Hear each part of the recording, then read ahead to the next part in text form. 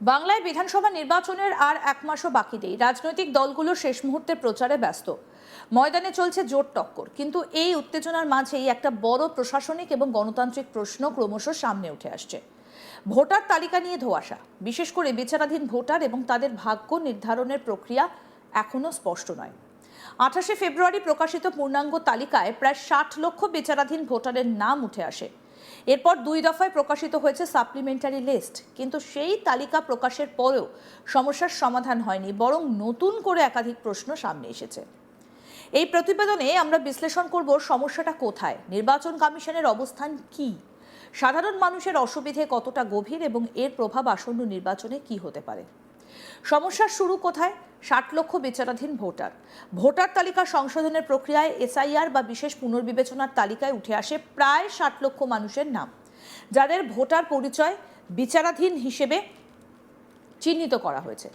এর মানে তাদের নথি নিয়ে প্রশ্ন আছে, পরিচয় যাচাই সম্পূর্ণ হয়নি, তারা আপাতত নিশ্চিত ভোটার নন। এটা নিজেই একটা বড় সংখ্যা। এত বিপুল সংখ্যক ভোটার অনিশ্চয়তার মধ্যে থাকলে তার সরাসরি নির্বাচনের ওপর প্রভাব ফেলতে পারে। এই পরিস্থিতিতে বিষয়টা পৌঁছয় সুপ্রিম কোর্টে। আদালত নির্দেশ দেয় বিচারাধীন ভোটারদের ভাগ্য নির্ধারণ করবেন জুডিশিয়াল অফিসাররা। এর ফলে প্রশাসনিক সিদ্ধান্তে আইনি স্বচ্ছতা আসার কথা, নিরপেক্ষতা বজায় থাকার কথা, কিন্তু বাস্তবে এই প্রক্রিয়া কতটা দ্রুত এবং কার্যকর হচ্ছে সেটাই এখন বড় প্রশ্ন। নির্বাচন কমিশন সূত্রে জানা যাচ্ছে 23শে মার্চ প্রথম দফার, 27শে মার্চ দ্বিতীয় দফার সাপ্লিমেন্টারি লিস্ট বের হয়েছে। সংখ্যার হিসেবে প্রথম তালিকায় প্রকাশিত হয়েছে 10 লক্ষ নাম, দ্বিতীয় তালিকায় প্রকাশিত হয়েছে 11 লক্ষ নাম, মোট প্রকাশিত 21 লক্ষ। অর্থাৎ 60 লক্ষের মধ্যে এখনও প্রায় 40 লক্ষ নামের ভাগ্য নির্ধারণ বাকি। কি বলছেন মুখ্য নির্বাচনী আধিকারিক মনোজ আগরওয়াল, শুনব। এটা আমরা এবার চেক করে নিচ্ছি, বলবো আপনাকে মোট কত হয়েছে नहीं হয়েছে আমরা চেক করে বলবো। এটা কনফিউশন হচ্ছে, একটা কনফিউশন হয়েছে। 21 লাখ হয়েছে গতকাল, যার মধ্যে 10 লাখ আগে ছিল আর 11 লাখ কালকে হয়েছে। একটা আছে नहीं, এটা সেপারেট আছে। তো এটা আমরা নাম মেল করে নিচ্ছি কি আগে ছিল এটা ছিল, ওটা আমি 1-2 ঘন্টা পরে বলে দেবো। আমি এটা বললাম যেটা আছে কত বাদ গিয়েছে, কত ইন হয়েছে, মোট ফিগার যে আছে আমরা একটু পরে চেক করছি। যেটা আছে কি আমার ধারণা ছিল 22 লাখ ফুল হয়েছে দুটো মিলিয়ে, কিন্তু কিছু কনফিউশন পেজ হচ্ছে কি 21 লাখ কালকে হয়েছিল, क्योंकि আপনার 37 লাখ ডিসপোজাল হয়েছে। কত ই সাইন হয়েছে আমি জানি না, কত রিজেক্ট হয়েছে অ্যাকসেপ্ট হয়েছে আমরা এক্সামিন করছি, তারপরে বলবো।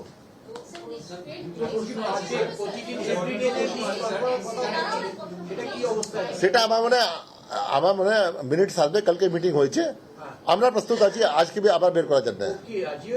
সেটা যেটা আছে মিনিটস আসার আগে বলতে পারবো না। মিনিটস যখন একটা মিটিং হয় কিছু কিছু ভিউ থাকে না থাকে, কনসেনসাস ভিউ যেটা রেকর্ড হবে, আমরা কিন্তু প্রস্তুত আছি। আমরা তো 4 দিন আগে भी লিখেছিলাম, 5 দিন আগে भी লিখেছিলাম, আজকে পাবো আমরা 5টা পর্যন্ত যে ফিগার আসবে 10টা 11টার মধ্যে দিয়ে দেবো রাত্রি। আরে আমি তো বলছি যদি নেক্সট লিস্ট যদি আজকে না হবে তো নেক্সট লিস্ট তো ফ্রাইডে হওয়া কথা আছে, এভরি ফ্রাইডে। তো কিন্তু আশা করি রোজকে হবে, তো প্রবলেম কি আছে? আপনার রোজকে এখন তো আমাদের সিস্টেম সেট হয়ে গেছে একদম। আমাকে বাটন দেওয়াতে হবে 5টার সময় 10টা 11টা বেরিয়ে যাবে। সব থেকে বড় সমস্যা হচ্ছে সময়। ভোটের আর এক মাসও বাকি নেই, এই সময়ের মধ্যে 40 লক্ষ নামের নিষ্পত্তি হয়েছে। তালিকা প্রকাশ, অ্যাপিলের সুযোগ, সবকিছুই কি সম্ভব? এই প্রশ্ন এখন রাজনৈতিক মহল থেকে সাধারণ মানুষ সবার মুখে। আমাদের প্রতিনিধি রাহি হালদার কি প্রতিবেদন তুলে ধরেছেন, দেখবো এবার। আর মাত্র হাতে গোনা কয়েকটা দিন, তারপরেই রয়েছে একেবারে বাংলার নির্বাচন।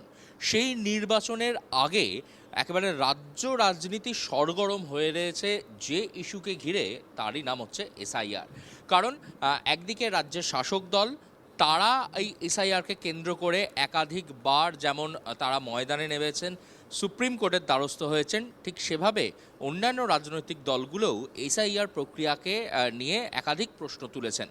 তবে এই প্রশ্ন তোলার মধ্যে সাধারণ মানুষ, অর্থাৎ যারা ভোটার, যারা এই ইলেকটোরাল পলিসির মধ্যে দিয়ে নতুন সরকার নির্বাচন করবে, তাদের ভবিষ্যৎ কিন্তু এখনও দোলাচলের মধ্যে রয়েছে। কারণ 28শে ফেব্রুয়ারি বেরিয়েছিল হচ্ছে একেবারে এসআইআরের পূর্ণাঙ্গ তালিকা। সেখান থেকে কিন্তু প্রায় 60 লক্ষ নাম, যেটাকে বিচারাধীন হিসাবে নিয়ে আসা হয়েছিল, এবং সেই বিচারাধীন থেকেই কিন্তু প্রায় নিষ্পত্তি হচ্ছে, এবং তারপরেই একের পর এক সাপ্লিমেন্টারি লিস্ট বেরোচ্ছে। 23 মার্চ প্রথম সাপ্লিমেন্টারি লিস্ট বেরোয় একেবারে গভীর বলা চলে রাত 12:05 আগে, এবং তার পরবর্তীতে দ্বিতীয় সাপ্লিমেন্টারি লিস্ট সেটাও বেরিয়েছে কিন্তু 27 মার্চ রাত 11:30। গভীর রাতে সাপ্লিমেন্টারি লিস্ট বেরোচ্ছে, কিন্তু সেই সাপ্লিমেন্টারি লিস্টে সাধারণ মানুষ তাদের নাম, মানে তাদের অবস্থানটা কোথায়, সেটা জানতে গেলে বারবার পড়তে হচ্ছে বিড়ম্বনায়। কখনো টেকনিক্যাল গ্লিচ বা টেকনিক্যাল ইস্যুর কারণে সমস্যা, আবার কিছু ক্ষেত্রে দেখা যাচ্ছে যে সাইন বা ডিজিটাল সিগনেচার না হওয়ার জন্য সে বিভিন্ন পার্টের সেখানের যে নাম, সে নামগুলো আপলোড না হওয়ার সমস্যা। তো এই সমস্যার মধ্যে সাধারণ মানুষ তারা কার্যত বিভ্রান্ত হয়ে পড়েছেন, এবং শুধু সাধারণ মানুষ বিভ্রান্ত এমন নয়, সেই সাধারণ মানুষের কাছে যে তথ্য যারা পৌঁছে দেবে, সেই তথ্য পৌঁছে দেওয়ার জায়গাতেও কিন্তু তৈরি হচ্ছে একাধিক জটিলতা। কারণ কোথাও দাঁড়িয়ে রাজ্যের সিইও দপ্তর এবং দিল্লি নির্বাচন কমিশন তাদের মধ্যে এবং এই এসআইআর প্রক্রিয়া নিষ্পত্তিকরণ করার জন্য যাদেরকে নিয়োগ করা হয়েছিল, অর্থাৎ জুডিশিয়াল অফিসার্স, এই পুরো প্রক্রিয়াকরণের মধ্যে দাঁড়িয়ে থেকে বাংলার সাধারণ মানুষ, বাংলার সাধারণ ভোটার তারা কোন দিকে যাবেন তারা এখনও বুঝে উঠতে পারছেন না। যেটা সিইও দপ্তর সূত্রে খবর, 60 লক্ষ নামের মধ্যে এখনো পর্যন্ত নিষ্পত্তি হয়েছে প্রায় 37 লক্ষ নামের, কিন্তু প্রথম এবং দ্বিতীয় সাপ্লিমেন্টারি লিস্ট সেটার হিসাবে দেখতে গেলে এখনো পর্যন্ত নাম প্রকাশিত হয়েছে সাপ্লিমেন্টারি লিস্টে মোট 21 লক্ষ, এবং কত নাম বেরোবে তা নিয়েও কিন্তু বেশ জটিলতা তৈরি হয়েছিল। একদিকে প্রথম সাপ্লিমেন্টারি লিস্ট বেরোনোর সময় বলা হয়েছিল 29 লক্ষ নামের নিষ্পত্তি করা হবে, কিন্তু পরবর্তীতে দেখা গেল সেখানে দেওয়া হয়েছিল মাত্র 10 লক্ষ নাম, এবং দ্বিতীয় সাপ্লিমেন্টারি লিস্ট যখন বেরোলো তাতে দেওয়া হলো 11 লক্ষ নাম, মোট 21 লক্ষ নাম। সেই 21 লক্ষ নামের কিন্তু এখনো পর্যন্ত যে সাপ্লিমেন্টারি লিস্ট, সেই সাপ্লিমেন্টারি লিস্ট এসেছে, আর হাতে কিন্তু এখনও বলা চলে আজ 28 তারিখ হয়ে গেল, সামনের মাসের 29 তারিখে রয়েছে কলকাতা সহ তৎসংলগ্ন এলাকার ভোট, অর্থাৎ নির্বাচন। সেই নির্বাচনের আগে এই 60 লক্ষ নামের মধ্যে যাদের নাম বাদ যাবে বা ডিলিট হবে, তারা তাদের নাম আবার নতুন করে নথিভুক্তকরণের সুযোগ পাবেন ট্রাইব্যুনালের মধ্যে দিয়ে। কিন্তু সেই ট্রাইব্যুনাল, তার কি অবস্থান, সেই নিয়েও কিন্তু সঠিক উত্তর নেই কারুর কাছেই। একদিকে রাজ্যের সিইও মনোজ কুমার আগরওয়াল তিনি বলছেন তারা সর্বসম্মতভাবে প্রস্তুত, কিন্তু এই ট্রাইব্যুনাল কবে গঠন হবে তা নিয়ে কোনো সদুত্তর মিলছে না। তাহলে সাধারণ মানুষ, আম জনতা তারা যাবেন কোথায়?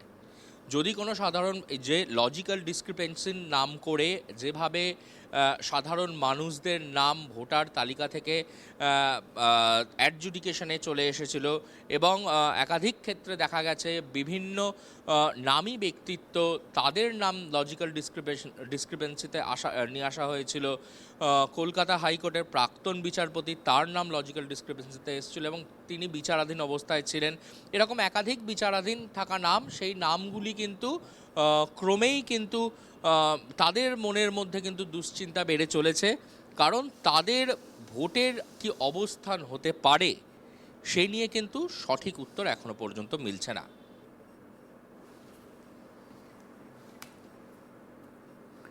আরও আপডেট পেতে দেখতে থাকুন আজ তাক বাংলা, সাবস্ক্রাইব করুন, নোটিফিকেশন পেতে বেল বাটন অপশন প্রেস করুন।